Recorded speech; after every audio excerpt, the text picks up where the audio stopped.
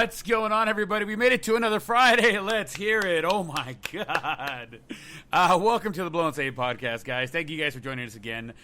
Don't forget, you guys can reach us on the social media scene. We are on Twitter at @theblown_save and on Instagram at @theblown_save. Don't forget, you can still reach out to us at theblown_save@gmail.com. We also now have merchandise. Go grab yourself some neck gaiters, masks, shirts, plenty more to come.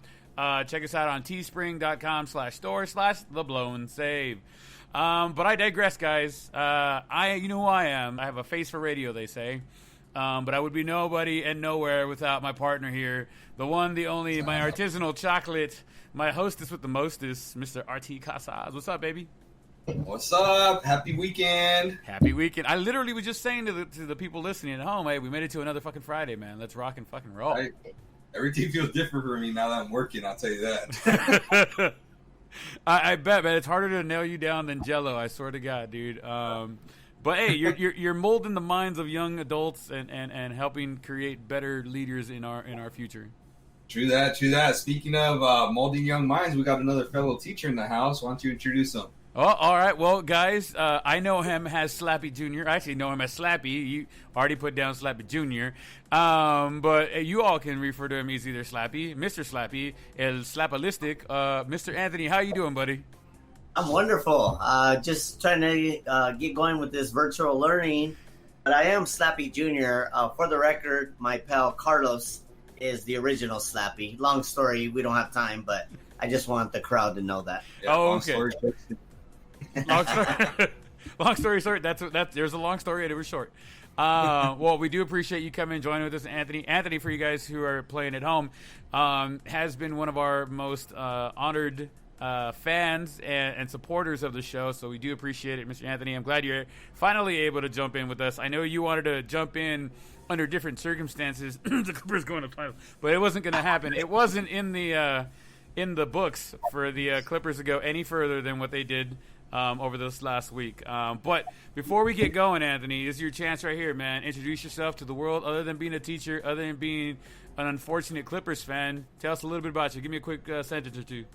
Well, Artie said he was looking for athletes to join the show. I want to let the crowd know that in 2014, I won a shirt from the Big League Dreams, playing right center next to famous Brett and shortstop Artie. So those are my credentials. But I'm a lifelong Clipper fan.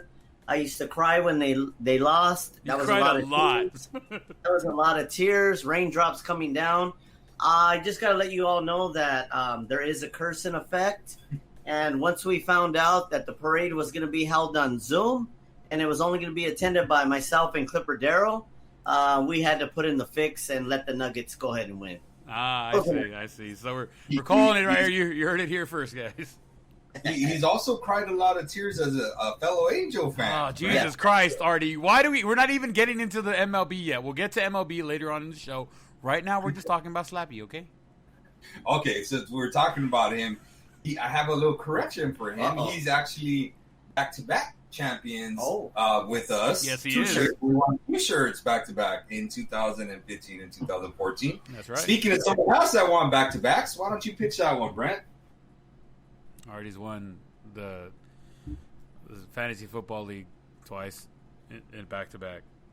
I appreciate that, but I mean, what's next on the list here of topics to speak about? Oh, back-to-back.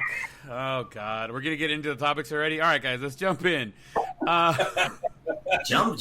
I appreciate it, though, Brad. I appreciate the bringing that up, although I did lose week 1. Whatever. Right. Hey, you can lose the first one and win the rest of them, and it's still a first-place finish. So. Yeah. I mean, there's another team that wears blue that's hoping for that too, right? Yeah. All right, so the big news that just came out today, Giannis Antetokounmpo. I know I didn't say that right, but that's fine. The Greek Freak. Has won back-to-back MVPs along with the Defensive Player of the Year, becoming the only other player in NBA history, other than Michael Jordan, to win both titles in the same year. Now, Giannis, they said it was going to be a close race between Giannis and LeBron. And I was able to find out the voting. It was not even close. Giannis had 85 first-place votes and 16 second-place votes, with LeBron coming in with 16 first-place votes and 84 second-place votes. One of those second-place votes actually went to the Beard, with the Rockets, which I don't know how, but it is what it is. Like I said, I thought it was going to be a lot closer of a race, but looking how the votes broke down, LeBron had absolutely no chance. Do you guys think that the COVID break killed LeBron's chances to win the MVP? Because before the break, a lot of people were pointing towards LeBron. After the break, a lot of people were pumping towards Giannis, the Greek freak. What do you guys think? I don't know. Personally, I think I feel like LeBron has a like Michael Jordan syndrome, after he won his fifth MVP, and remember how they kind of gave it to Karl Malone? Yeah. I feel like LeBron's entered that territory. Like, they just don't want LeBron to win it anymore. Don't get me wrong. I think Giannis is very deserving of it, but I feel like LeBron has that going against him now. Does that make sense? Like, I think that's like now a factor that he has to overwhelmingly be the MVP to win it. It's not never going to be like, oh man, he edges someone out for the MVP. It's like, man, that dude has to like average 40 points and 15 rebounds. Like, dude, this dude set statistical highs for a season. And Giannis, why I do think Giannis, what I think is good about it is he doesn't have a fellow star in the lineup with him, Mm-hmm. And I think that hurt LeBron too, having Anthony there. Now if he was able to do with the Lakers what he did, the number one seed, stuff like that, going into Western Conference. Well, of course, that they vote before that. But if he had the number one seed without Anthony, like let's say if he put up these stats last year when Anthony wasn't there, yeah, I think he wins MVP, right? But because Anthony's there, I think that was more of a factor to not give him the MVP.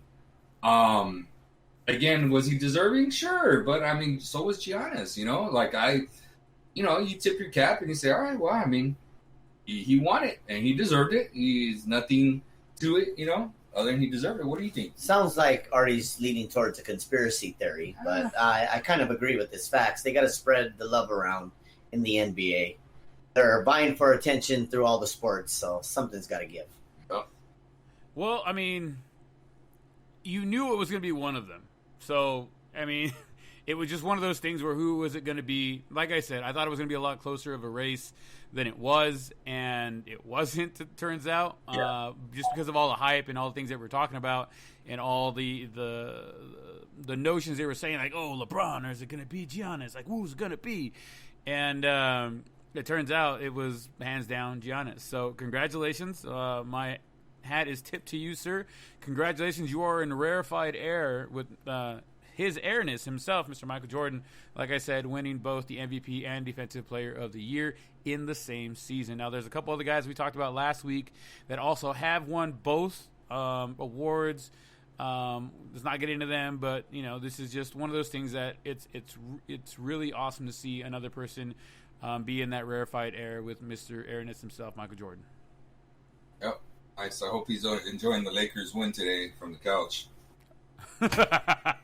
Very true, very true. The Lakers did win today, but before we get into the Lakers, let's talk about someone else that's on the couch. Oh no, Clippers! All right, we're gonna talk about the Clippers. Clippers gave up a 3-1 series lead to the Nuggets to lose 4-3 in the most epic collapse in playoff history of any sport, I think. I don't know.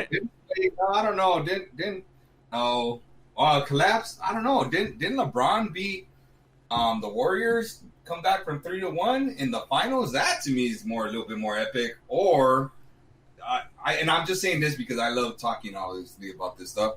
Definitely the most epic collapse had to have been the Yankees, Red Sox Yankees. The Red Sox Yankees. That was the most epic. You're absolutely right. The most epic. If we're talking numero uno, right? In a series, that one, hands down. Okay, well maybe it's not the most epic, but a very epic collapse by the Clippers. That one hurt me the most. That's all I got to say to that. The Yankees Red Sox one, no, you? Clippers. The Nuggets came back from not one but two series on the cusp of elimination to beat the Jazz and then the Clippers. Both times they were the heavy underdog. Both times they came back and did not go quietly into the night. So they came back twice, 2 series in a row, to come from a 3-1 deficit to come back and win 4-3. It just so happens that they were right in the way of the Clippers, and the Clippers thought that they were ready to go. It was going to be Battle of L.A., and they couldn't win one more game. Yeah, they were kind of talking about it. I remember my buddy George, who listens in here and there, was like, yeah, blah, blah, blah, we'll see you in the next series. I said, don't count your chickens before they hatch. I literally told him that. I said, the Clippers always have demons, man, when it comes to here. I mean, it's the truth. Like, I was hoping for it. Like, I was really hoping for the Clippers and Lakers. But I told him when it was 3-1, I said, the Clippers have demons when it comes to trying to get into the Western Conference Finals. Is it me or I could be wrong? But weren't they up 3-1 on the Rockets as well too, and lost that series when they had out James Harden? James Harden was out. Not even wow. James Harden was out. But you know what? Also, what's his name hurt his hamstring in that series too, though. Chris Paul. Yes. Yeah. And when he hurt his hamstring, you could tell that series shifted. But they didn't have that kind of injury in this series. You know what I'm saying? Yep. But again, it just feels like they have. I don't want to call it a curse because I don't really believe in a curse, but they have like demons, Yeah. And I was talking to Anthony, my personal belief, I feel like the Clippers are going to get rid of some of those demons when they get their own stadium, like when they go over to the Forum and kind of make it their own. Like, yeah, it used to be the Lakers' home facilities and whatnot. But honestly, like, I really love that the Clippers, I love that owner. That owner is badass. Like, he's an owner. He reminds me of Artie Moreno. Like, he's a dude I could cheer for, Yeah. Like, yeah, he wants to win. He's passionate about his team. Like, he reminds me of Mark Cuban when he first came into the league, how excited he was to just see his team play, Yeah. Mark Cuban has become more business-like, like all the rest of the owners over the years. But I don't know if you remember when he first came in, dude, he was just like the Clippers owner. He was all about it. Like, dude, he would always sit courtside. He wouldn't sit up in the booths or whatever. He was always on the floor. Not a suit, right? He's not a suit. Yeah. So I love that about him. I'm glad that they're going over to their own Inglewood. Inglewood, and having their own stadium. And they have a good fan base. Sometimes I get it. They're the redheaded Clipper Darryl. Yeah, right. The redheaded stepchild sometimes and stuff like that. I get that, but I really wish, hope the best for them. Like, if the Lakers weren't in the way, I'd always be cheering for them to make it to the finals. Obviously, if we played each other, then I'd be cheering for the Lakers. But if they won, I'd tip my hat and be like, hey, man, bring it home. Like, I want to bring it home, dude. Not just to go there and lose it. Like, if you beat us, you better bring it home, Yeah. I'm just going to say that we need to win a championship because the original Slappy forever calls us the JV team. And I'm tired of it. I mean, up until this point, it's kind of how it goes, man. Right. We need that ring someday. But even if you get the one ring, though, Artie has a very good saying. He likes to remind me this about the Angels. Anybody can win one. Now win another one. Oh, one is a fluke, sir. One is a fluke. Two makes it real. Yeah. Makes it real. Well, look, the Nuggets look to keep the drive going against the number one team in the NBA, the true Los Angeles Lakers. Mr. Snoop Dogg himself came out and replied to some of the Nuggets players that were saying they're going to take out the Lakers like they did the other two teams. Snoop Dogg said, "The Lakers in 5. We aren't the Clippers. Sit down." So, I mean, the gauntlet's out there, and like we talked about a little while ago, the Lakers did beat the Nuggets in the first game, 126-114. So, if you guys have been following the playoffs, the Lakers have dropped the first game in the first two series. They didn't come out this time to let one go. They came out this time to set them down. Yeah, they're getting hot at the right time. Oh, yeah. Because if we face Miami's hot. But you know what I was a little worried about before the game is Sir Charles said he would put every dime he has on the Lakers. I was like, no! I felt like I was trying to curse us on purpose because he had the Blazers taking out the Lakers in 5. And especially he even called it 2, right? Yeah. Oh, no, I'm sorry. I believe he said 4. Was it? He said 4 or no? I thought it was 5. He brought out the broom. Remember, he brought out the broom. Oh shit! Yeah. The Blazers win game 1. They're sweeping the Lakers, and the Blazers came out and won game 1. And that dude brought the broom and was like behind Shaq and stuff. And it was like, all right. And then what happened? Right? And then the game's I was so nervous that he picked the Lakers, and he said, "Oh, I'll put every dime I have on the Lakers winning the series." But they came out and they handled business, and the Lakers, I felt like up until today, it feels like they're kind of feeling out. I mean, you talked about they're feeling out their opponent, right? And they're like, all right, what you got? Because we're going to counter, and we're going to keep countering the whole series, and we're going to let you win this one game, and that's it. But today it just came out and dominated, dude. Wasn't even really close. Absolutely. Just a quick stat line real quick. The Lakers did beat them 126-114. Anthony Davis had 37 points, 4 assists, and 10 rebounds. Jamal Murray came out with 21, 5 and 1. The Lakers lead the West Championship or the Western Finals 1-0. They did cover the spread. Apparently, they were a 7-point favorite, which I think is a little shy. But I think because it was the first game, they lost the first games in the series. That's why the bet was put that way. But they were still favored to win. So, congratulations to the Lakers taking Game 1. Let's head on over to the East side now. Miami Heat are up 2-0 over the Celtics with Game 3 on Saturday. Well, Miami. Who was the favorite going into that? What happened? Miami, no? Was the Miami going into the favorite going into the series? Yes, the Miami Heat were the favorite team going up right now. So, I mean, even though Miami's 4 and the Celtics are 3, I believe, Miami's actually the favored team right now. They are the hottest team on the East side of it. Are they going to sweep, or the Celtics going to make a run and make things interesting? I mean, because it'd be interesting to see the Celtics and Lakers. I don't want to hear about conspiracies, Slappy, okay? But it would be interesting to see, like, history repeating itself, the Lakers and the Celtics going in there.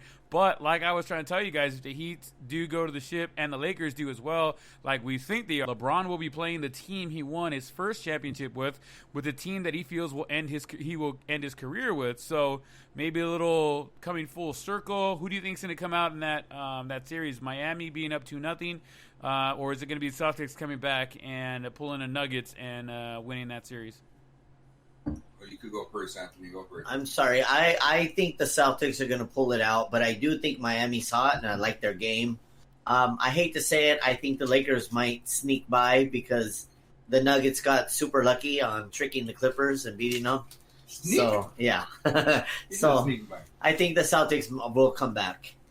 Okay. Artie? I think Miami's going to take that series.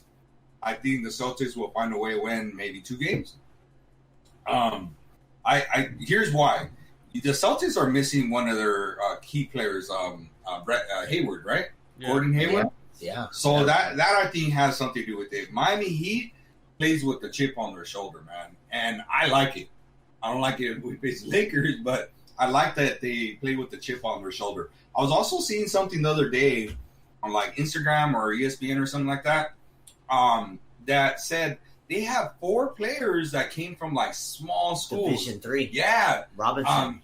They had a small 4 dudes that just came from like small schools. Yeah. And what's the main dudes? The one that get Butler. Oh, Butler. Jimmy Buckets, right? So Jimmy Buckets actually came from a JC, dude. Mm-hmm. Oh, and then nice. he went to Marquette. Was it Marquette? I forgot. But he obviously went to a bigger school from there. First. But still, he went to a JC first, dude.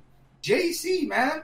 And this dude he's a baller, man. And he's like a thug. He's a dude that, like, he feels like a street basketballer playing out there in the NBA. And I like him.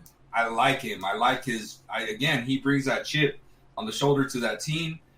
But eventually, talent's going to win out, and the Lakers just have more talent, dude. I mean, realistically, you could play with that chip on your shoulder, but you ain't got a big man that could stop Anthony, or, is there really anybody that could just stop LeBron? No, maybe slow him down, sure, but can they stop him? Especially if that dude's weights. I talked about it. I feel like the Lakers, after Kobe passed away, dude, they're on a mission, man. I feel like LeBron took that personal, where he was just like, you know what? I don't feel that from Anthony, but I definitely feel that from LeBron. Yeah. Yeah, like you could see him carry that burden, dude, and says, you know what? I feel like LeBron is kind of, I don't want to say carrying the torch, but a lot of people have always said, he was taking that torch from Kobe, but a lot of people always hated LeBron because he was on the East Coast and he was the opposite. He was Kobe's nemesis, right? But yeah. I'm sure a lot of people felt about Kobe with Jordan around. You know what I'm saying? When Jordan was around, they're like, oh, yeah, Kobe's supposed to be, but we don't like that dude. He's just a ball hog. He shoots, and he just is. And I'm sure that's the way a lot of people felt about LeBron, right? Mm-hmm. But LeBron has really honestly turned into Kobe, where he's taking on that shoulder, that mantle of like, you know what? We're doing it this year. We're going to find a way. I don't know how. It's not pretty sometimes. And shit, they're going to lose, game 1 of the first 2 series in the playoffs and scare everybody half to death. But they're still going to then win the next ones and make it all okay. And now all of a sudden we're in the Western Conference. They come out and dominate game one. Like, I feel like this dude is taking that throne that everybody has always talked about he's on. But I really feel he's actually finally, like, sitting down on that throne, you know? Yeah. I just do not count the Nuggets out. After what they did to the Clippers, they could do it to anybody. Yeah, I think they'll win a game. Yeah.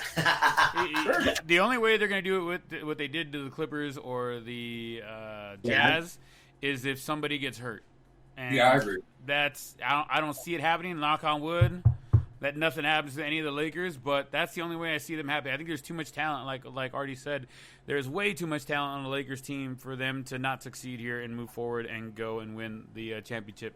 They said the same thing about the Clippers, by the way. What? FYI. But did George ever really show up to the playoffs? FYI. What happened? George FYI what? Yeah. Like, Paul George was complaining about the bubble the whole time. That took a toll on him. He's in the bubble. You don't hear Kawhi crying about shit, you You know? don't hear LeBron crying about it. Yeah. LeBron doesn't cry. He tries to win But championships. George, that's why I'm glad. You know what? And I think me and you, or I texted to somebody, I thought that was perfect karma for, I want to say the Clippers, but for Kawhi and Paul George, that was karma. Oh, good Yeah. Lord. By the way they handled the Here we go. offseason, dude. They were so shady about how they maneuvered. Paul George forced his way to the Clippers. Kawhi basically put the Lakers in a really bad spot by stringing them along, right? Here we go. Stringing them along. That way Here we none of the other free agents, they could chase him. And then when all the other free agents basically signed, then boom, hey, I'm going with the Clippers. And you know what? I never had the Lakers in mind. Do you know what kind of stress it would be to be in a bubble? Like, I'm just saying. Wait a second here. Give We're George talking about some orange credit. and apples. Okay, well, I just had to throw that in. You're not playing like Dude. what do you think? Like, I thought that was karma, dude, coming back to bite them down. If they were in like a small little cave and couldn't do anything, had no technology, I'd be like, fuck, I feel bad for these guys. They got to go out there and play basketball and then go into a hole. But no, dude, they're living in like a 5-star resort at Disneyland in Florida. That things are not rough. Things could be way rougher, dude. Like, oh my god, so you can't have women over in your hotel room. Get over it, bro. It's only a month long, dude. Like, you can get through this, dude. Like, seriously, you got other things to worry about than that. Like, for those guys that have gotten caught and have gotten in trouble, like, seriously, you're throwing away an opportunity to play the game that you want to play and to show other teams when you become a free agent how your discipline isn't really there, how you don't take rules seriously. So The it's bubble does strange things to you. I got to just say my that. We God. have never been in a bubble before. We don't know the effects the bubble plays. oh Jesus criminy. And in me, or do the Clippers only have like a 2-year window with these two together, right? I think they got 2, maybe 3, but that's but I'm pretty good. saying literally a window because isn't it like a 2-year extension that he signed or something? All like I'm that? saying is, I read that somewhere on ESPN. October 15th, meet me on Figueroa. We're going to have a consolation parade. All You fans, and your one buddy. Clipper Darrell, join me. There Well, you should find a new street and go by Eaglewood. Yeah, on the pond in Inglewood. Yeah. All right, guys. I was also going to mention LeBron James was named to his 16th All-NBA team, breaking a tie with Kobe, Duncan, and Kareem. So congratulations to Mr. LeBron James. Salute, sir. You have been named to the 16th All-NBA team. Mm-hmm. There's the cheers. Cheers. There you go. Hey, if LeBron wins the title this year, I'm telling you, he's gonna be on the Mount Rushmore of the NBA. Oh, God. Absolutely. I think you have Mount to. The amount of change he's done on and off the field, the amount of good things he's done on and off the court, I should say, definitely would cement him if he wins a championship ring here. In L.A. especially, it's going to cement him as one of the cornerstones of basketball. Whoa, what happened? Getting round 2 for me. Round 2. Speaking of which, we didn't even get into what you guys are drinking tonight. What do you guys got? That's very true, huh? I'm drinking some Modelos. I got the old school Bud Light, watching my figure. I'll be on Plenty of Fish once again. Just trying to watch my figure. He's got the times 2 rule, so I'll give him that. He's one of those definitely times 2 rule. He's going 2 for 1 for sure. Gotcha. I've never been on a podcast before. A couple, what, a month ago or so, 2 months ago, Slappy and Artie came to the pad. Yes, And beautiful house, by the way. your Bud Lights are still sitting in my fridge, dude. Nobody's touched them. So they're nice and fermented for you for the next time you guys come down. Hey, by the way, I'm waiting for the next game. who went home with all the money that night, by the way? His buddy. It was Errol and it was Frankie. Errol. Yeah. The guy beat me. He went on a flush. Who else went home with some money? Artie. I went home with some money, too. That's right. Yeah. That's right. It's all about Artie this week, guys. It's all about Artie. Hey, I never even got a shout out. Who kicked you down with some cash for that night to support the festivities, huh? Absolutely. Anybody? You did, Did sir. the other winners kick you down with some cash? Errol actually gave me a 20 spot. I All right. did too. All right. Yes, absolutely. You did. You win, but Slappy, next time you come out to play poker, you're not allowed to bet the way you were betting, you. That's just freaking ridiculous. It's a strategy. Wow. I get it. You do what you got to do, baby. Hey, let me tell you what it is. Hey, that was a great time. I hope some of the listeners can join us next time. That was awesome. I We'll loved have to it. wait and see what happens. We got a few things going on right now, so we'll have After to wait and COVID, see. I heard it's going to end November absolutely. 18th. Hopefully. Yeah, there's a date. COVID. All right. We're going to jump into the NBA unless there's something else about the NBA. NFL, unless there's something else about the NBA you guys want to touch on. No, I'm tired of all these Clipper jokes. Put it to rest. Yeah. All right, we'll put it to rest just like the Nuggets put Clippers to rest. Thank you. Moving on to the NFL, the Browns came out swinging last night. Granted, they beat the rookie-led Cincinnati Bengals. The Bengals did make it interesting in the end, putting up 30 points, but fell shy of the Browns, who had an offensive breakout game for 35 points. Kareem Hunt and Nick Chubb both had 2 touchdowns and over 100 yards. Kareem Hunt with 1 rushing, 1 receiving. Nick Chubb with 2 rushing touchdowns and 124 yards. If you just take last night, and we're going to go with the bubble fucking theory here, if you take last night as a bubble, damn, the Browns look really good. But if we remember who they were playing, the Cincinnati Bengals, well, it's like playing a JV team. It's impressive that you won, but you're supposed to beat those guys. Right. I think it's really cool that when two running backs when they're finding ways to incorporate 2 running backs. So far in 2 weeks, they've done a pretty good job of incorporating both of those running backs into the game. Granted, they lost against the Ravens, I think it was week 1, right? Yeah. But still, they did a good job. Both of them is it me or both of them had I know Kareem Hunt had a touchdown in week 1, and I'm not sure if Chubb had a touchdown. Chubb did not have a touchdown the first game, but Kareem did. Okay, but Chubb did have some nice yardage in that first game. I think it was like one. I think he had like 154 all-purpose yards. Let me ask you this, Brent. Let me throw that out there, right? Go for it. Do you think it is possible for them 2 running backs to have 1,000 all-purpose yards this season? I think it's possible. The way they're playing them right now, I think it's possible. Especially if you put one of them in the backfield, you throw one of them in the slot, or if you put them as the wing back. It's absolutely possible. What the good thing about that is going to be that you're going to allow each one of them to get rest, but still get reps. You're not going to overwork one and then the other. It looks like they're balancing them out very, very well, and that bodes very, very well for the Browns if Baker Mayfield can take a step up, or maybe 2 steps up, and actually be who they wanted him to be. Yep. I would love to find out who were the last duos to have 1,000 all-purpose yards. I'm saying the NFL. I'm trying to look for a list here, and it's kind of hard to find. If it's hard to find, that means it's probably not happening. Okay, I found one here. Who was it? It's in terms of running backs, right? Right. Not rushing yards, because we had one last year. Believe it or not, who would you think it was last year? All-purpose rushing yards and receiving yards. Melvin Gordon. Sorry. He didn't even play. He barely played. What do you think, Brent? Was it Zeke and Pollard? No, good idea. They're very close. It was Lamar Jackson and Mark Ingram. Oh, there you go.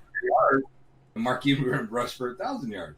So it was a little bit of a trick question. Well, yeah, because Lamar Jackson isn't really a running back. Yeah, he's a heifer. He's a hybrid. He's a hybrid. He is a hybrid.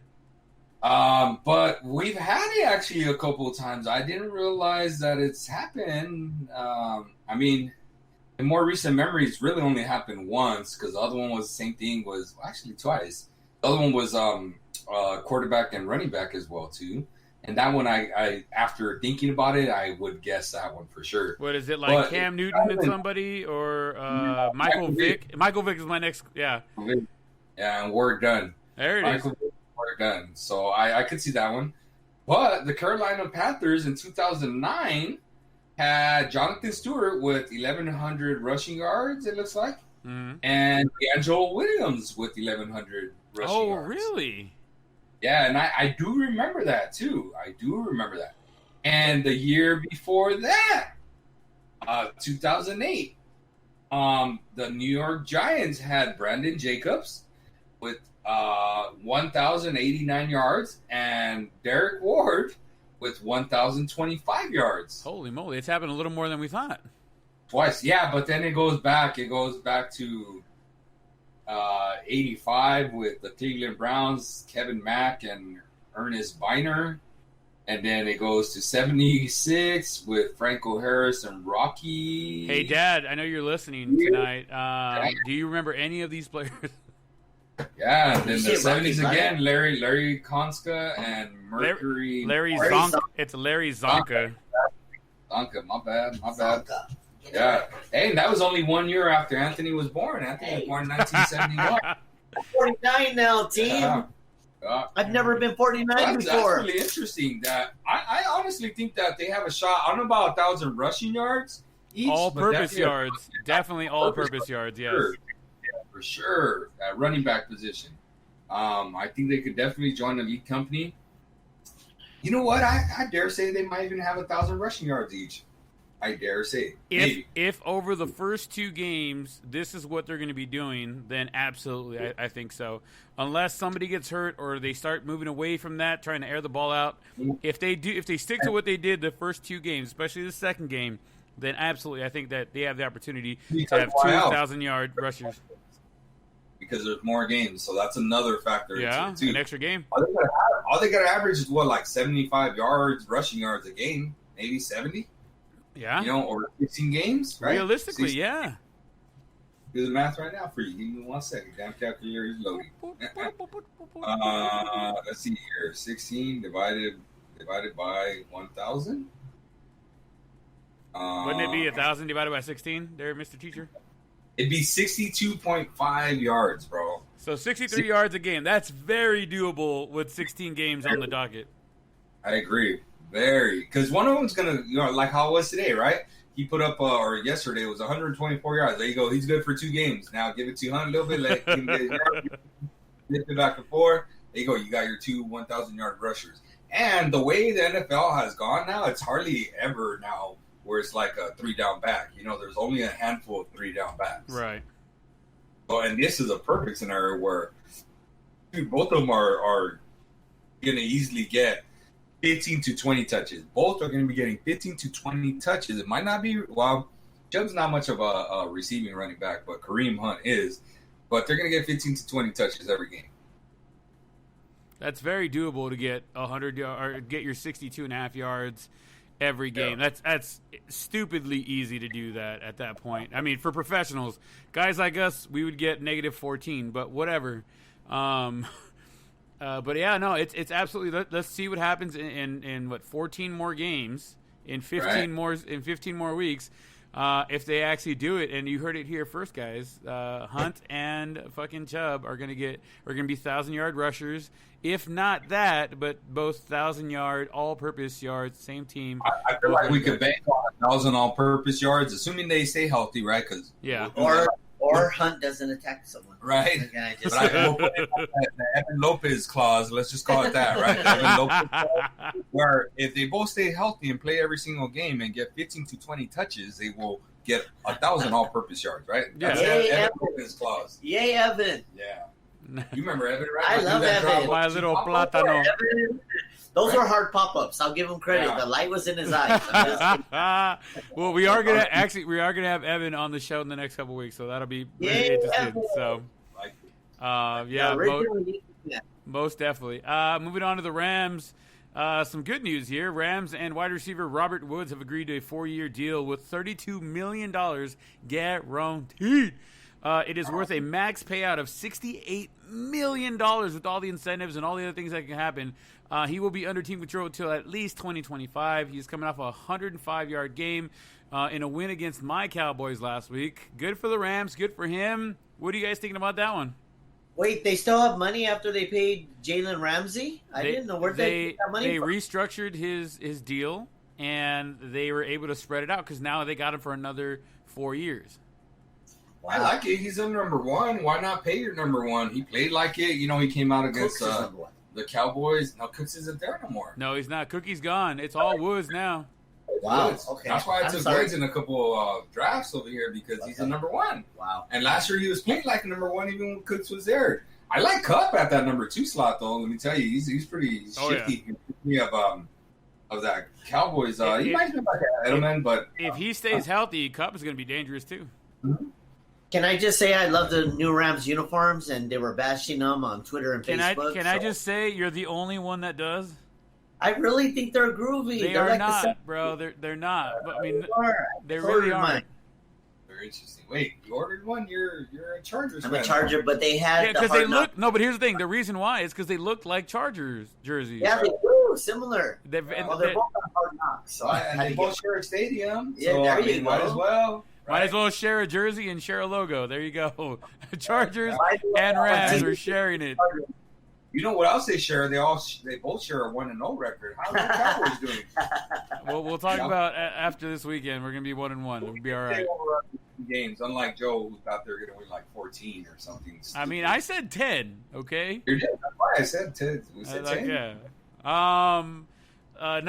Moving on to other news, C.J. Anderson is retiring after 7 years in the NFL at the age of 29 to pursue a career in coaching. Through his 7 years in the NFL, he had 1 Pro Bowl and 1 Super Bowl championship win with the Broncos while rushing 234 yards and 2 touchdowns in the 3 playoff games during that run.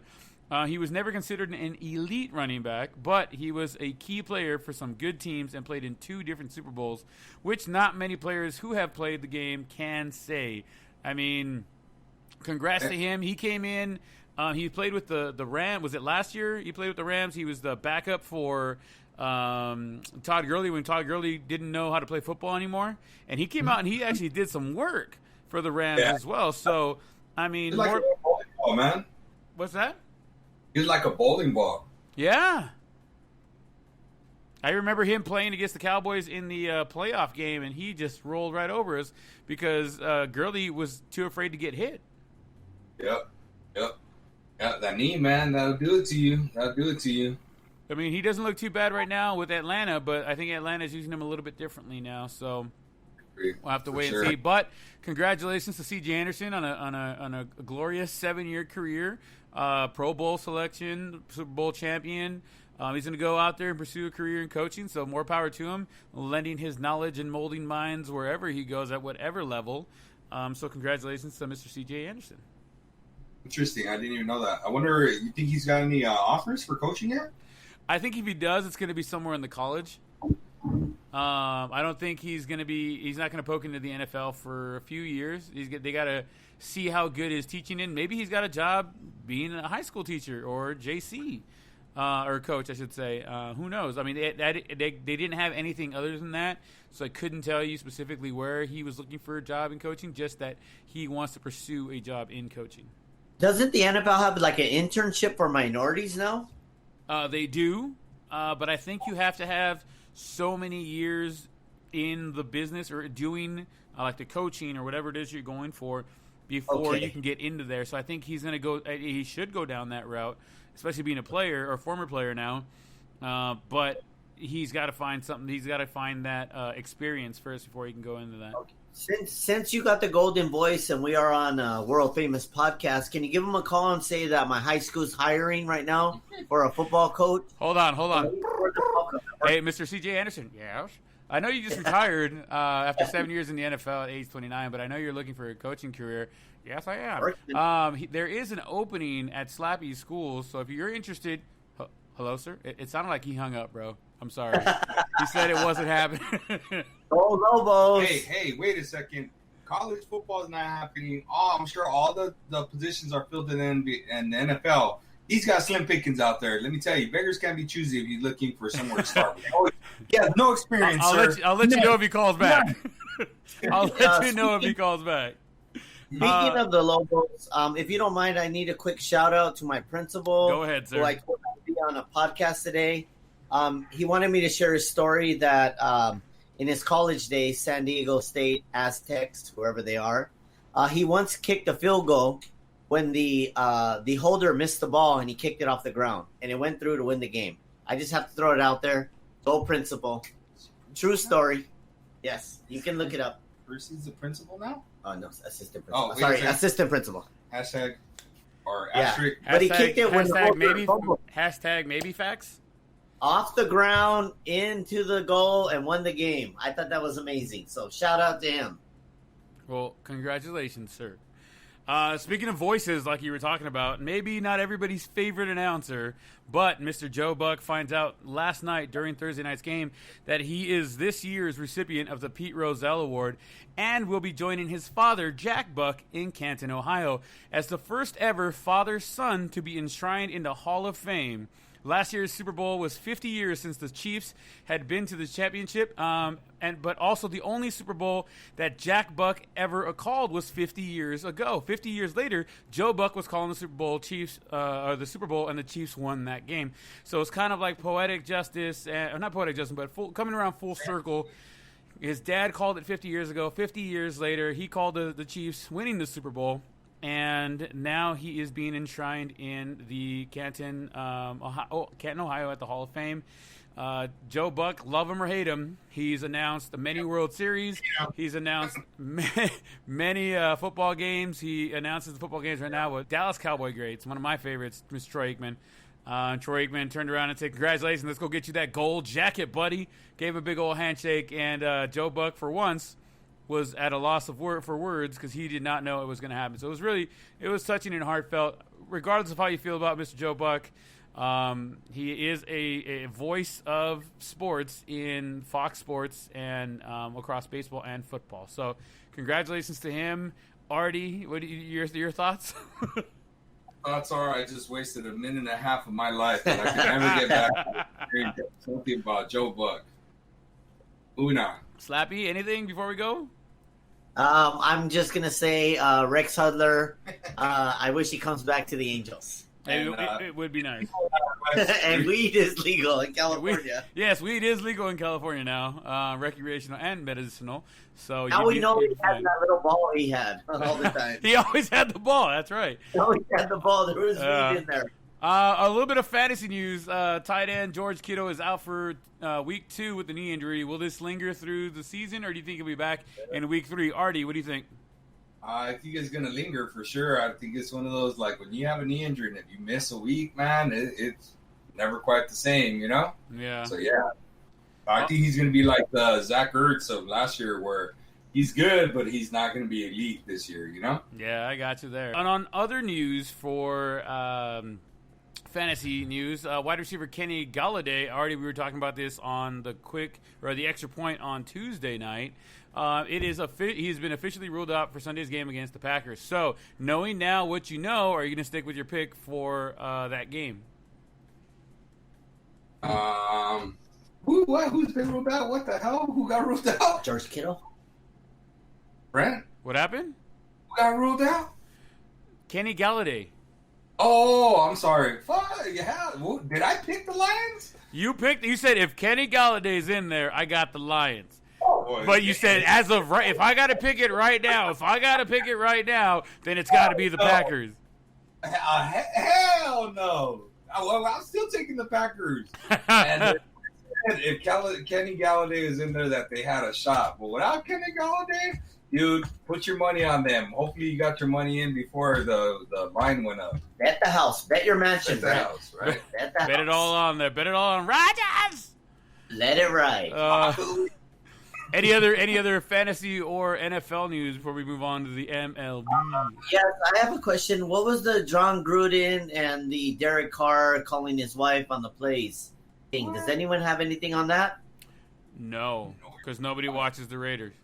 Oh, sorry. Wait a second. I know three last cholos that like the Raiders, so they told me Derek Carr was calling the plays out as John Gruden's wife. Hey, didn't the Raiders freaking sign somebody to like, isn't it Mariota? I thought Mariota. I was really surprised. Marcus Mariota is the backup to Mr. Carr. I thought he was like going to be the starter. Then when do you sign somebody to be the backup? You know? Well, they got him to get Carr to get off his ass and start being better. For hardly anything. Dalton. Those are chump change. They didn't get Mariota chump change. Yeah. You know, like, I don't know. You know, some other interesting fantasy stuff. So we're talking about it. Michael Thomas they're talking about where he has a 1 in a million chance of playing. So you're telling me I have a chance, right? Of playing on Monday night. Hey, don't bank on it, guys, because it's Monday night. So if you have another wide receiver to go the other way around, play him. So I don't believe that for a second. I think that's more of a defense strategy, trying to make them prepare for him, even though he's not going to play. I found it very interesting that Chris Godwin. Mm-hmm. What's his name? Yes. Godwin, anyways, right? Godwin. He's on concussion protocol, but get this: that dude spoke with reporters through Zoom, and that's against concussion protocol. Uh-oh. So it's like, things that make you say, right? Mm-hmm. I would bet on that dude playing. I'm trying to think of some other interesting ones. I found it very interesting to see some hamstring issue people like Jamison Crowder. So if you are looking if you play like in one of those really deep man leagues, go get yourself some Perryman from the Jets, because he will be the number one target on that Jets team this weekend. I'm trying to think who else would be interesting to add. Frank Gore is supposed to be the starting running back this week with Le'Veon Bell going on the IR. Which is absolutely crazy, because this man is the ageless wonder. Yeah, he's like Anthony's age, you know. Hey, I'm 49, people. Right? You legitimately made me spill my beer out, dude. What the fuck? So that's really interesting. Thanks, I'm pal. trying to think of some other ones that would be good. Those are up there. If you had a chance to get Jared Cook from New Orleans, that'd be a great one, because I think they're going to look to him a little bit more from New Orleans. But he probably got picked up on waivers or maybe a late draft pick. Mm-hmm. Same thing with I think it's Emanuel Sanders. I'm glad I took him in a couple of deep leagues, because let me tell you, that dude's going to be the number one receiver for over there now. And he had a touchdown last week, even as the number 2 receiver. You know. There you go. So those are some. You know what else is crazy? A couple people laughed at me when I got CD Lamb, but he's looking to be pretty good in the slot. He looks really good. So is that the Denver Bronco guy? he looks like honestly he looks like a toothpick. To be honest, he's really, really thin for a receiver, but if it works for him, it works for him. Moving on from football and moving over to the MLB, we got a few key things to talk about here before we get into some randomness. In MLB, say it again. I don't know. Because you're saying CeeDee Lamb, and I say, you think 5 catches and 59 yards, 9 yards look good? For a rookie coming on his first game, yes. Put the Broncos first round pick. Okay. All right. So, like I was saying, moving on to MLB from the NFL, Albert Pujols has hit not only 1 but 2 home runs tonight. Home run number 661 and 662, passing the great Willie Mays on the all-time home run list, making him 5th all-time. So congratulations to the ageless. Well, he's not ageless. He really looks his age. Mr. Albert Pujols, congratulations, sir, on getting that much closer to 700. I don't think you're going to be – he might cross 700, but it's going to be a really tough uphill climb on that one. I think 5th, maybe 4th is where he gets to, but I don't think he goes any further than that. Slabby, as a Angel fan yourself, do you think Albert Pujols is going to get to 700, or do you think he's going to end up being just shy of that? I'm just going to let you know right now, we signed Albert to a 50-year contract. He will not leave our team until he hits 700, and that's a fact. I heard it from Artie himself. So yes, he will hit 700. I did not say a such thing. Okay, sorry, Artie Moreno. Oh, okay. Okay, All right. Sure. sorry. Yes, he will hit. Artie, do you think he hits 700, or do you think he stays shy of it? You know what I found? I saw somewhere that they're talking about him retiring after this year. Oh no, he has said he wants to play for another year or two. Oh God, does he have 2 years on his contract? He said he has 1 more year on his contract. He says that he wants to. Yeah, he wants to play 2 more years. Ain't nobody gonna. Who's gonna play him, Brand? Like, I like that guy. We talked about this, man. I like that guy, and go for it. You know, I mean, I guess the Angels are the place. If you gotta go somewhere to hit meaningless home runs, fucking the Angels is the place to go, bro. You. Right? Like, I mean, Artie, I love you so much, man, but I want to throw something at you so bad. But no, you're right. If I don't think he goes anywhere else. I think he stays with the Angels another year. I think he begs Artie, and Artie gives him 1 more year. And if he does, and he plays through 2022. He has an opportunity to get to 700 home runs, and that would be a crazy milestone. He begs me to stay 1 more year.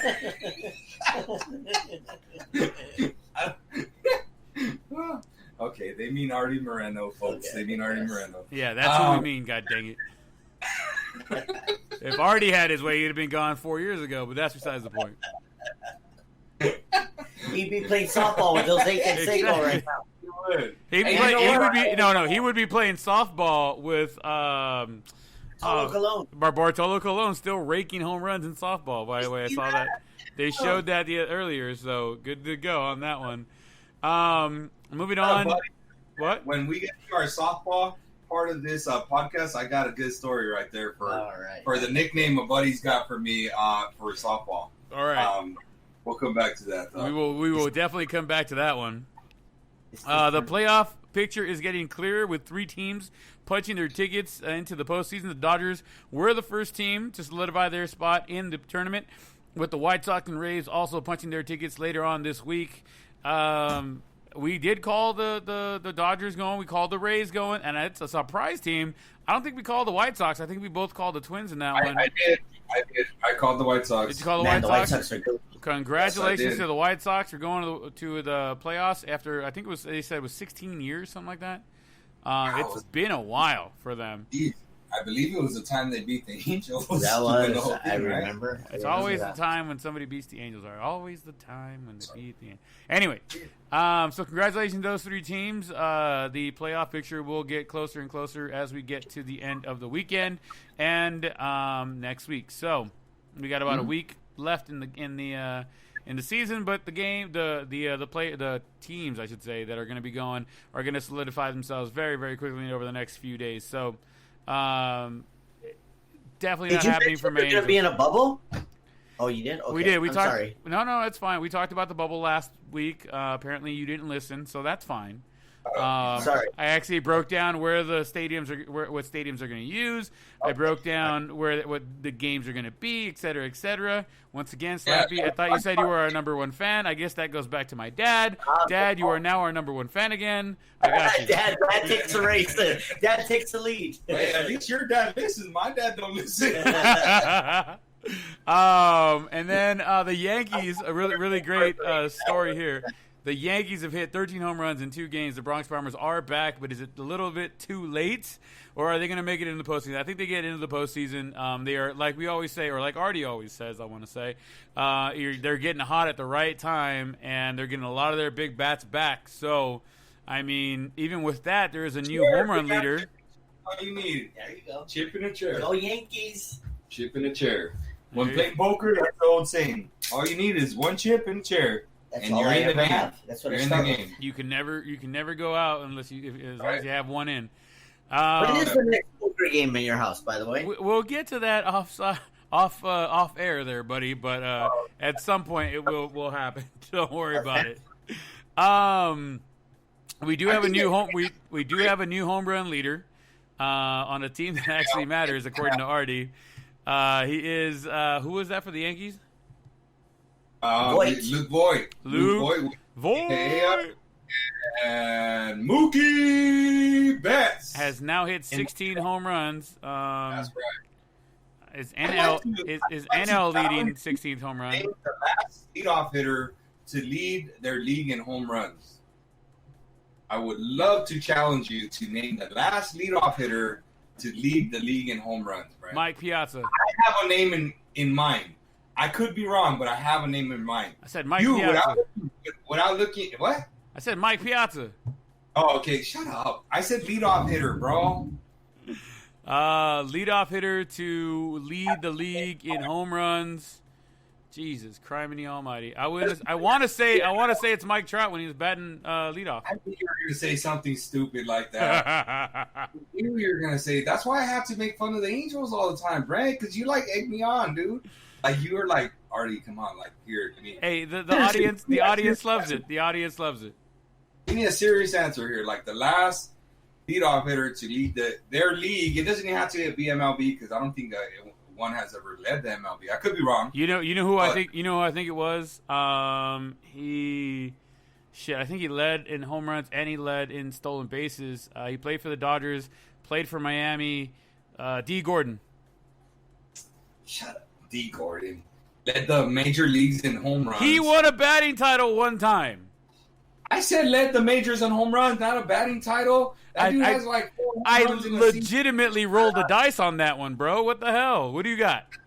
All right. I could be wrong. I haven't looked it up. I'll look it up in a second. But I'm going to say it's Brady Anderson from the Baltimore Orioles. I believe he hit 51 year as the leadoff hitter for the Baltimore Orioles. 51?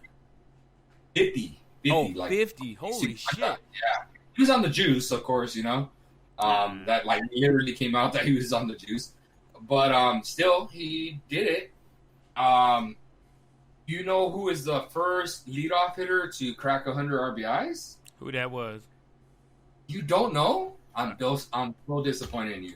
Dude, every time I throw a name out there, I'm wrong. So why even ask me? Just tell me.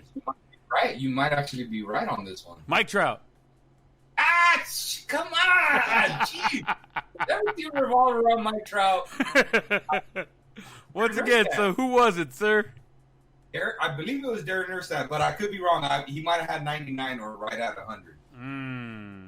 But I will look that up for you. But I'm pretty sure it was Darren Erstad was the first leadoff hitter to crack 100 RBIs in the modern era, of course, right? Yeah, without any steroids. Right. All right, so, the new home run leader, like we were saying, is Mr. Voigt. Congratulations, sir. We'll see if anybody else puts some numbers up there here in a few. For the National League, it is 16, and it is Mr. Mookie of the Bets. The MVP race has shifted, definitely has shifted, with at least in the AL, with Mr. Voigt hitting that 20. He hit like 4 home runs in 3 games or 2 games, something like that, to catapult him to the front of the list. Granted, it's the most valuable player, all-around player, but big bats tend to lead the way most of the time. So congratulations to him right now. I think he is up there in the talks on that. I think my boy Trout has definitely dropped and dipped down maybe a peg or two in this year's MVP running and MVP race. Is that to Trout every year? Maybe. Legitimately. He's been 1 or 2 over the last 9 years. Oh yeah, for sure. Yes. Okay, so Brent, to cap off some of those little theories that I threw out there. So I don't know if Brady was the last one, but the last one to do was Alfonso Soriano with 39 for the Washington Nationals. Wow. So that was interesting. That he's the last guy to do it. That's a big Yeah, I think he was the only one to do it. Man, they're over here. All kinds of pop-ups came up for that one. But also, too, I was correct. And Darren Erstad was the first to crack 100 RBIs as a leadoff hitter. As an Angel or as a... He played for anyone else, I believe. He played... Darren Erstad. Who did he also play for? He played for the Cardinals. No way. Did he really? Yeah. Anthony said that was Eckstein. Oh, was it Eckstein? I thought it was Erstad. Yeah, I could have almost... Racist, bro. That's racist, bro.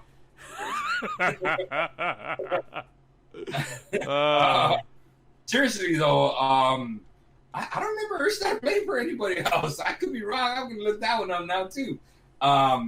But I knew Darren Erstad was the first. Oh, you know what? You know what it was? He played. Okay, so he played for Houston and he played for the Chicago White Sox.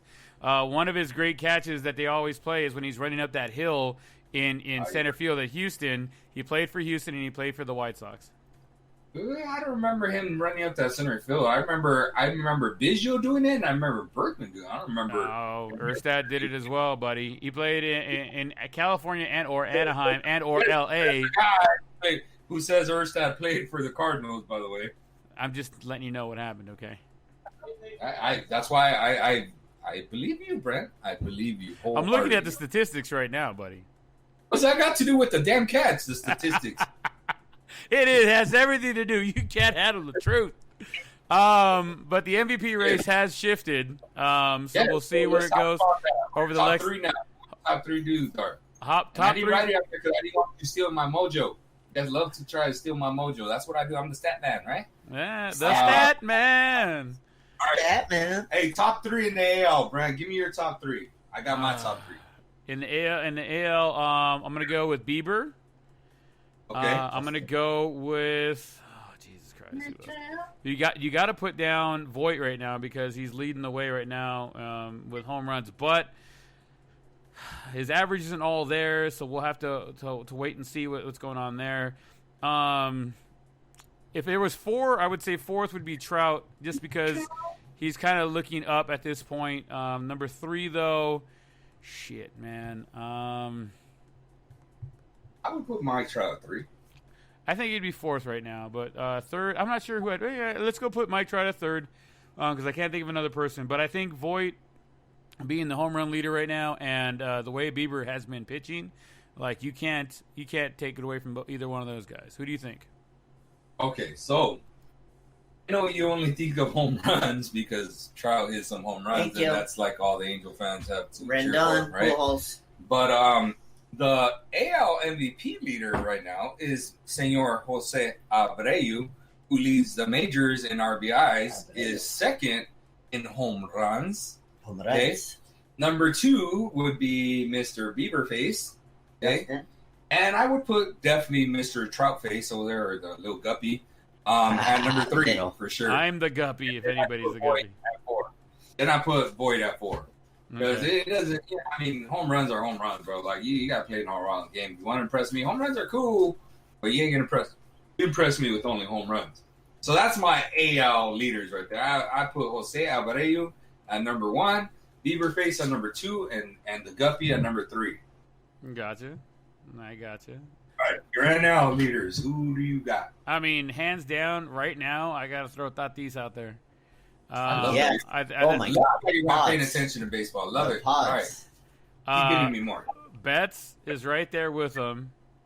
No. Mm-hmm. And then honestly, I like. I hate to say it, man. I like Corey Seager and Freddie Freeman are both rounding it out for me. Wow. Okay. Interesting. So you finally said something correct. You just had the numbers out of order. So to me, it is turning into a 2-horse race. I really think it's coming down to Freddie Freeman and Mookie Betts. Have you seen Tatis's numbers lately? Yeah, they have dropped. Oh my God, he's under 300, sir.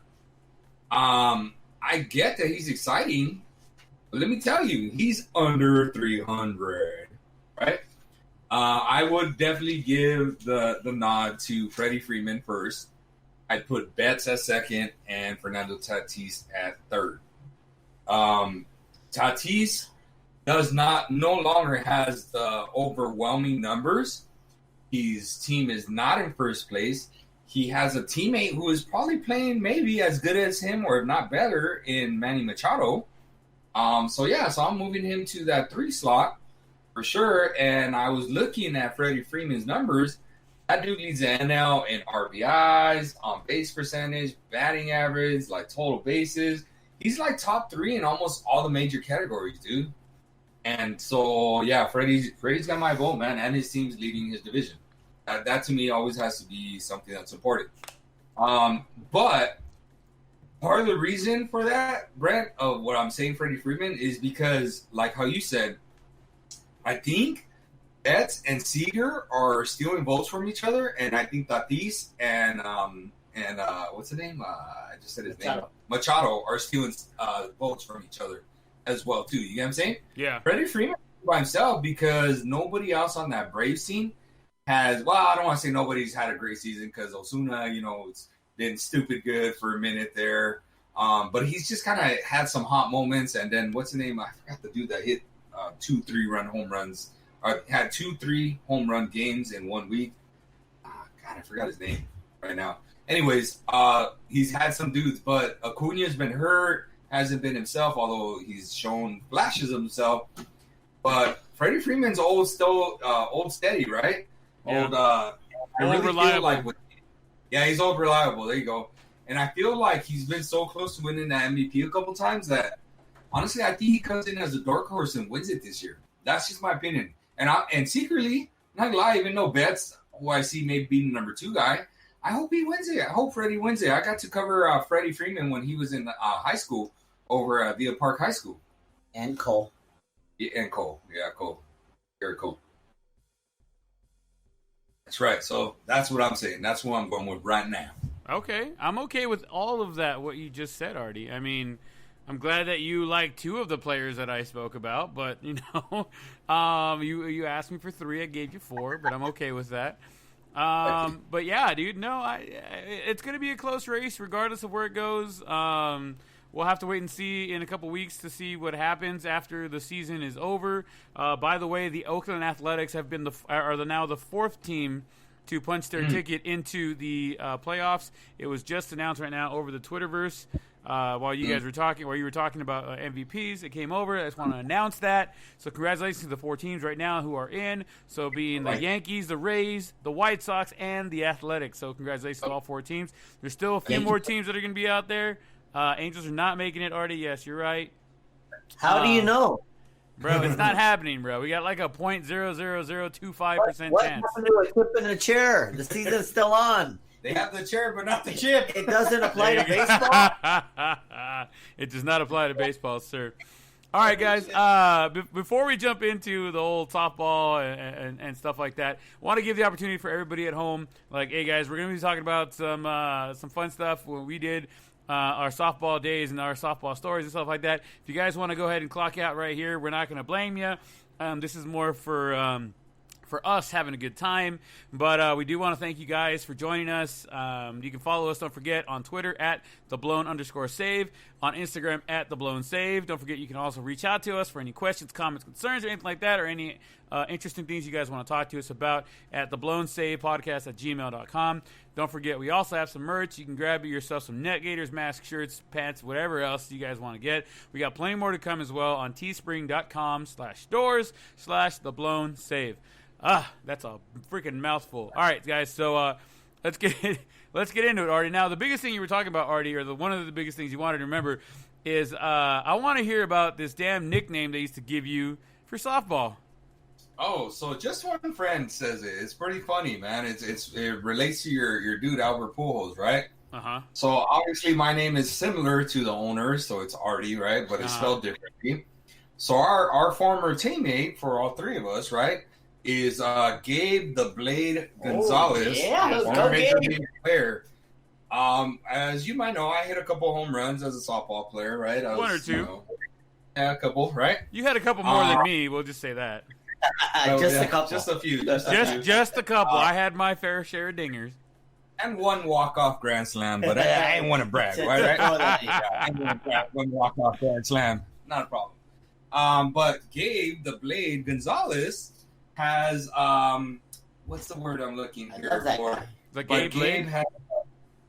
Gabe the Blade, and Gabe's in the Hall of Fame at Long Beach State, right? Yes, and he has a baseball card. Yeah, and he has a baseball card with the Florida 197. Florida Marlins, bro. Yeah, that's right. But Gabe is Long Beach State's all-time saves leader, bro. All-time saves leader. He's in the Hall of Fame over there. No offense to the blown save, he never blew a save. He did not. No, that's why he's in the Hall of Fame.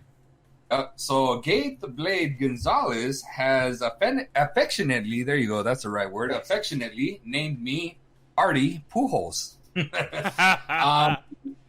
Although I played short and third a lot, but he just said that I would drop some bombs here and there. very similar to Pujols when he was in his heyday, you know? Well, I found that interesting. For my personal experience playing with you, Artie, for many a years, many a seasons, and winning a few championships with Slumpies, with Bridgetown, with Dog Pound, with you. I mean, it was very interesting because when you wanted to and you were on it, dude, you could hit it whenever you wanted to. It was just one of those things like, Artie, keep it inside. Okay. And then you would, drill a little liner up the middle or something like that, or over the shortstop, whatever it might be. But when we were like, hey, Artie, hit one, you were just rearing back, get that little shimmy that makes the women go, woo! And then you reach back with that big old, what was it? That was Easton, no? Yeah. And then Easton, there it is. And then you let it rip, man. That thing, that was not coming back. As soon as you made contact, you knew, like, that's just go ahead and do the trot. Touch first base, come on back. We just scored 3 runs. Yep, for sure. That was fun. I believe I have 4 championships with both of you guys. Yes. I have 2 with you. So with Anthony, I have 2, which both of you share the same 2. I have 2 with the Slumpies. There you go. And then Brent, I have 1 with Bridgetown with you and 1 with Dog Pound. And then Anthony, I have the 2, the register teams, 2 with the register teams. Go Registers! Yeah, so that was a lot of fun. And speaking of those register teams, that's back when I was with Orange County Register and a sports writer. He was on the beat. Yeah, I was trying to make my bones, right? I was a new guy on the company and stuff like that. And I remember I had to go to tryouts, Brent, for softball. Like tryouts, bro. Like I remember getting an email. Right, say, hey, we're looking for some new softball players for the register team, this and this and that. And again, I'm the low guy on the totem pole, right? Right. And of course, I just graduated college, and I was, the young stud. And I'm like, you know what? I could drop some bombs in softball. I'm gonna go out there. So I go on tryouts, right? And I let everybody else hit because let me tell you, they suck balls, bro. They suck balls, Brand. Be like, nice they were to bad. the registers. So that's why, right? So they weren't very good, Brent, when I went to the tryouts, and they were trying to get me in to hit right away. And I said, I saw how bad they were, and I just didn't want to embarrass everybody else, right? Uh-huh. And again, like, not to toot my own horn, right? Because I didn't go out there and drop bombs, bro, because I didn't want to be a jerk and just be, like, ripping left and right. So I went out there, and I just hit some line drives and stuff like that. And they're like, oh, damn, pretty good. And then finally I was like, all right, my back's loose, my swing is good. And I dropped a couple, right? And I'll never forget, it was the lead guy was our editor-in-chief for the softball. Go Lev. Or no, not Lev. It was another guy before Lev. But our lead editor for the sports section was an older gentleman. I can't remember his name, to be honest, but I'll never forget. That dude, he was the one tossing the softball pitches, right?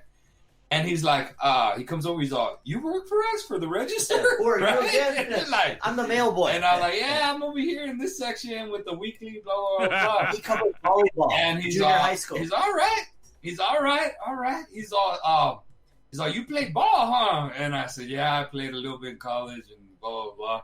He's all right. Yeah, I was like, you think I made the team, coach? He's like, oh, yeah. You're batting first, second, third, fourth. He's like, oh, yeah. But again, Brent, right, because I want to share the story of me getting Anthony in there, right? So that team was bad, Brent. Like, bad, dude. Bad. And we had a couple dudes that we had some players at the right spot. Our dude, Michael Lev, who's now, he's a reporter over in Arizona and covers, like, all the Arizona sports, right? Especially, right? Yeah. The Diamondbacks, the Cardinals, like all the big sports teams. Coyotes. Yeah. So he was the pitcher, and he ended up taking over and becoming the manager after our lead editor took off because he retired like the very next year. Literally, it was like that season, and then I never saw that dude again, right? That's why I don't remember his name. Right. So then I took over the team, and then his best friend on the team was a dude named Kevin Dean. Kevin Dean is actually a very popular writer for... he's on the Bleacher Report. Bleacher Report. Bleacher Report. And he covers the Lakers, dude. He's very famous for covering the Lakers, which I didn't know, right? Because to me, he was just my shortstop, and I was a third baseman on that particular team. But Lev was a very good pitcher. But Kevin is like a wizard, man. He's he reminds me of like Ozzie Smith, bro, like an Asian Ozzie Smith over at shortstop. He just made all these ridiculous plays. He didn't have a can or anything, but he had a quick release, like lightning quick. Actually, you know who reminded me a little more of like Omar Vizquel, right? Like Yeah. the dude that didn't have much power. Yeah. You know, he couldn't do like the flips like Ozzy, but man, he seemed to get to all the damn balls. Like if it got to his glove, consider it out, right? Yeah. So we had another dude named Keenan Singleton, who Oh, works for the NFL Network now too. 6'11", Yeah, he was like 280. 6'11". Yeah, he was huge, right? But fast, like I mean, lightning fast out in center field. He would hit here and there, you know, he hit for a little power here and there, but I mean, he just so played fast. the whole outfield. But He yeah, was one he player out basically, there. you hit it outfield, if it's in the air and it's not a line drive, He covered that thing was getting caught, dude. That thing was getting caught. So, and that was basically all we had. You know, that's all we had. Just we were the core four, is what I would call us, right? Right. And Lev tells me like, "Hey, you got any friends you want to invite?"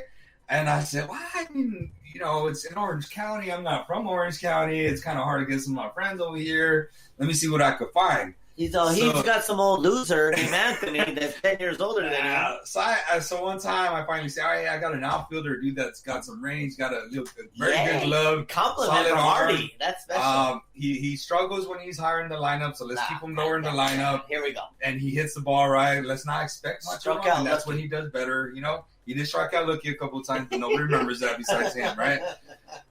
So we brought him on the team, made him part of the team, and we just started building and building. Right when we built, and dude, you mentioned we brought in Beto Duran, who just dropped bombs. Yes. Like when that dude, Beto Duran, is on what'd you say on CBS with Jim Hill on Sundays. There you go. The Sunday afternoon show. Yeah, and I remember seeing this dude, and I was like, "Man, he's kind of tall." And sure enough, he came in and just dropped some bombs, dude.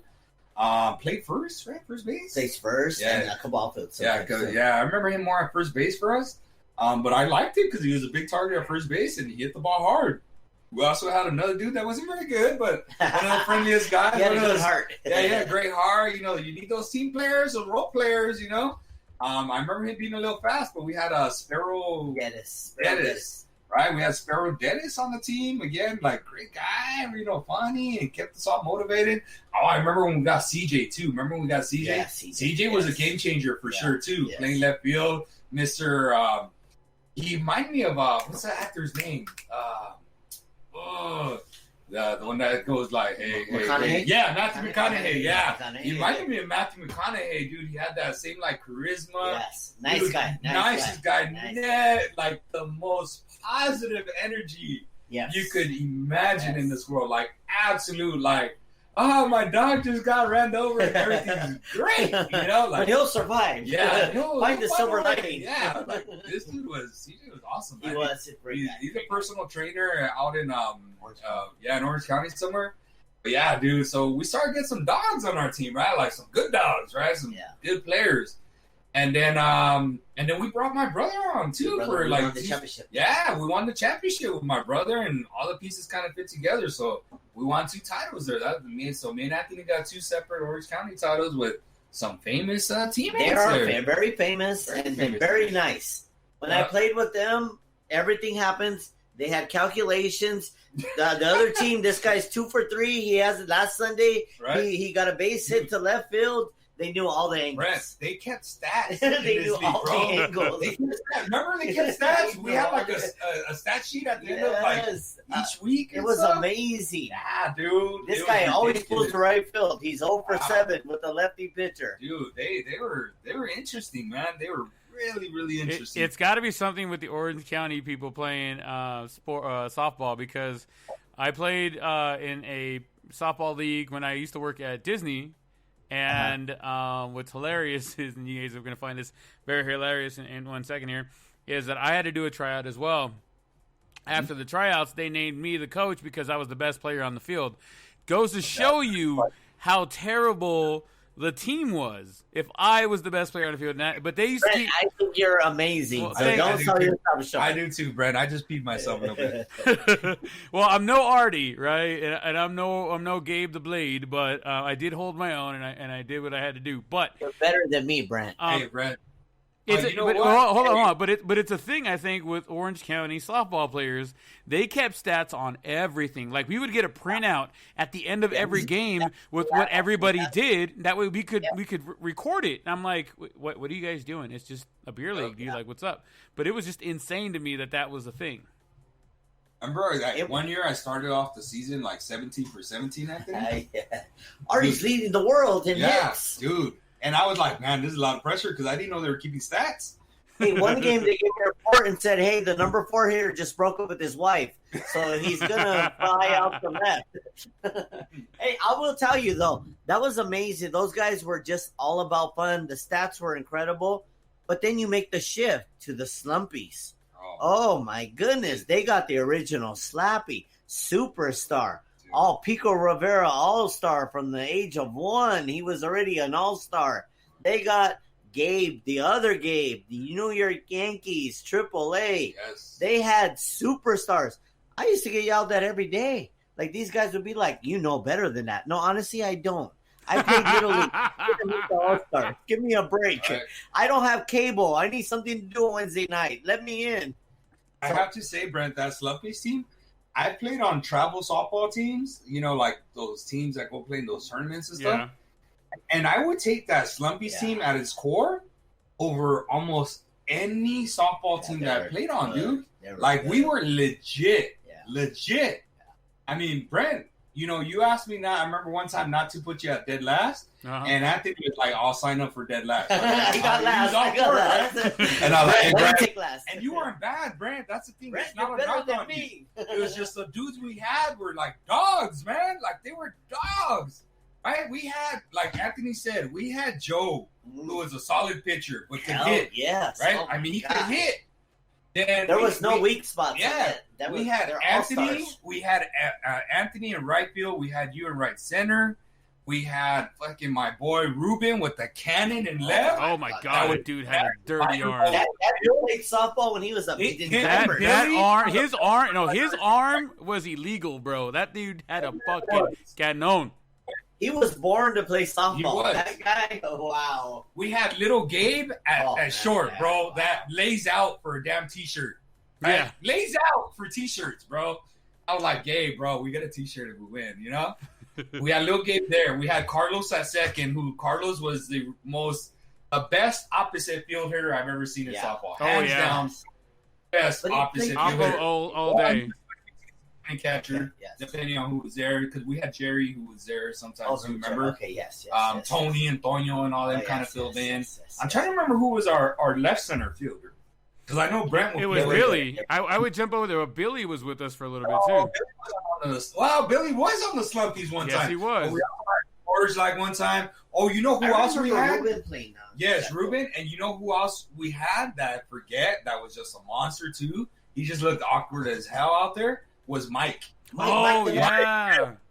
awkward. Mike the vacuum was. Mike was. He played third base. Right? He played third, and I would play short when Gabe wasn't there, or I'd move a second if Gabe was there. It's Mike the vacuum. Yeah, and then we had Big Gabe at first, Oh, yeah. Like, dude, that was an illegal team, bro. I remember because I ran those teams, right? And I remember when I would go sign us up, they're like, what are you guys like? You guys only played like winter or summertime, right? Something like that when all the teachers were off, right?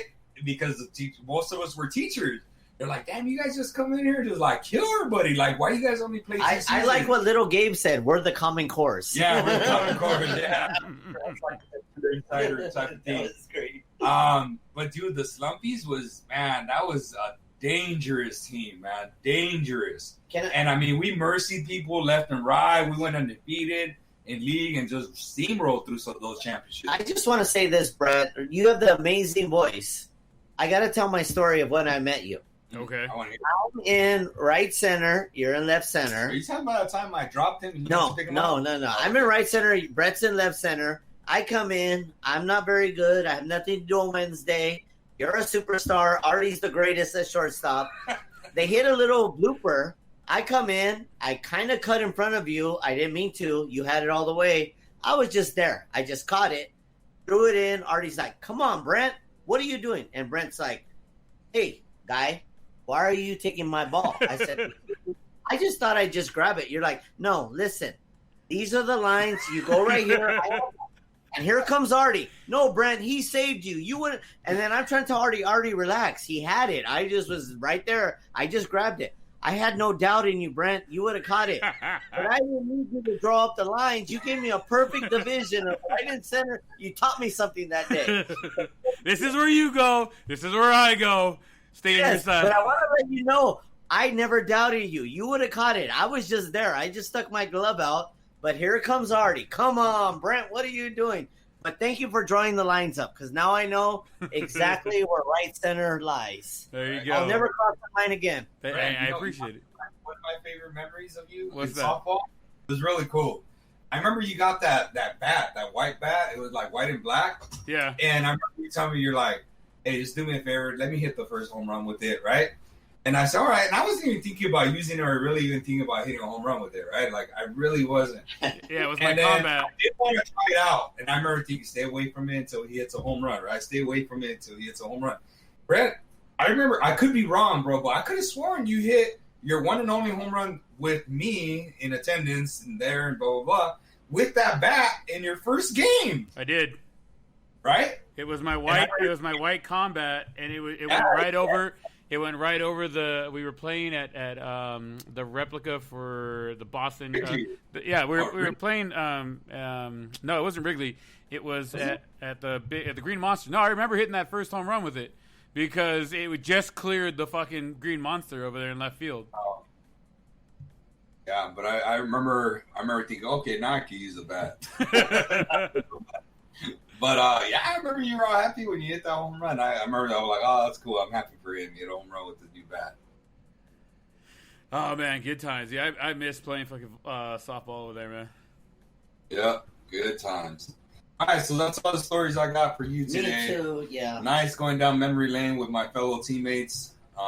Good times, lots of championships, lots of I want to say we had, well, me and Anthony probably had more heartaches with the softball register. The registers. I would say me and Brett had them with the dog pound more than with the slumpies. Oh, my God. We got so many second place trophies. Or second place plates. Wow, you know? Yeah. The bridesmaids go there. Sure. But there were no heartache. Oh, well, I wasn't there when Evan did his little duty. Oh, Hey, thank Evan, God you weren't there. Oh, I'm going to let Evan know if he listens to this. The lights were in his eyes. I never blame him. I'm just saying. I will never be mad at him. The backspin, that guy that hit it, I'm just saying. I blame him all day long. Evan, I forgive you. I just let you know that right now. It was almost to the point where I remember the first time Tonio showed up with me, and or not Tonio, it was the neighbor Eric showed up with me, and everybody was like, "Ah, dude, you brought Brent." And I was like, "Guys, I'm pretty good." And they're like, whatever. And then right after Evan dropped that ball, I was like, bro, who brought him? Like, why? It was a fucking pop-up. Really? Catacord. I remember Eric took me to play with this league. I don't even know what that team is, right? He took me to go play with this team. And he had told me that he didn't want to take me for a while because they'd want to keep me, right? So then he took me to play for the team, and it was in the Field of Dreams over at Harupa Valley, right? Right, which is by me now. Huh? It's by me now. Yeah. So I went over there, and I don't think I hit a jack, but I hit some off the wall, right? And they're like, hey, you want to stay on the team? And then Eric goes like, what the fuck? Am I chopped liver? I'm standing right here. I'm sorry, Eric. I meant Eric. Yeah. Eric, like, I'm standing right here. I haven't gotten an invite to the team, and I invited him to help us out for today. He's all, this is why he want to bring you. It sounds like the neighbor. And he's, I'm just playing. I love you. I just want to keep you to myself because he, I think you took me to him in the dog pound, I believe it was. Because we played with because Antonio played with me at Bridgetown, and then he brought you along, and then when I went to dog pound, I took you with me to dog pound. Yep, exactly, and it's funny because legitimately is what happened. I took him to dog pound, and then he gets to stay on the team, and I got, hey, Brent, we'll catch you in a season or two, and we'll call you. And I'm like, what the fuck, bro? I was on the team. I made the team. I started the team. But this was my team. It's my bad. I'll tell you this much, though. If it wasn't for softball, I don't know if me and Artie would have connected the way we have connected since then. I know that during Like we said, elementary school, we were there, but it wasn't really, always there. And we went our different ways during junior high and high school. But definitely afterward, I'm happy that we reconnected, Artie, and that we're good friends and now partners in this great adventure that we call podcasting and the Blown Save podcast, man. Hey, I'm your number one fan. I didn't listen to the last podcast because I tell you, I was trying to hear the volume, so my TV's really loud, so I had to play with it. So that's my apology. But Brett, I'm happy I met you too. You're a superstar. Slabby, you're fucking hilarious, man. I love you too, man. Thank you. All right, guys. That's going to wrap up for the night. I appreciate everybody who stuck around to listen to us ramble on about softball and having a good time and whatnot. It wouldn't be a sign out without the one, the only Mr. Artie Casas. Give us your patented sign out, sir. Hi, my friends and familia. Make sure we wash our hands and wear those masks that we could get back to a normal society and just hang around, that we could be around family and friends again a little bit more. Absolutely. Mr. Slappy, I wanted to say thank you so much for being here with us. We do appreciate that you came on finally. I know you're one of our greatest fans, and we do appreciate it. My dad has the number 1 seed, though. And we do appreciate you finally jumped on and joined us to have a great night and whatnot. Do you have anything to say as we get out of here? Yes, thank you for having me. I love your show, man. Keep up the good work, and I want to come back again someday when I don't meet the 32 drink minimum. By the way, guys, there is a 3-drink minimum. Make sure if you guys did follow along with us, you guys do have an Uber drivers. Drive safe. You guys going anywhere. If you guys are at home relaxing, well, then pop one more and laugh your way to sleep tonight. Remember, it is Friday, so everybody be safe out there. Once again, I just want to remind you, everybody, we are on the social media, so go follow us on Twitter at @theblown_save, on Instagram at @theblown_save. You can still reach out to us once again at theblown_save@gmail.com. And don't forget, we have merchandise, guys. Please go and help us out. We have a website coming up soon. Hopefully here in October, you'll have an awesome website. You guys can go check some stuff out and get to know a little bit more about me and Artie and some of our guests and stuff like that. But I digress, guys. My name is Brent. I love you guys all. Thank you guys very much for spending your Friday evening or Saturday afternoon, evening, whenever it is that you guys do listen to us. Thank you guys so much. You guys have an amazing weekend. Be safe and make sure you wash your hands.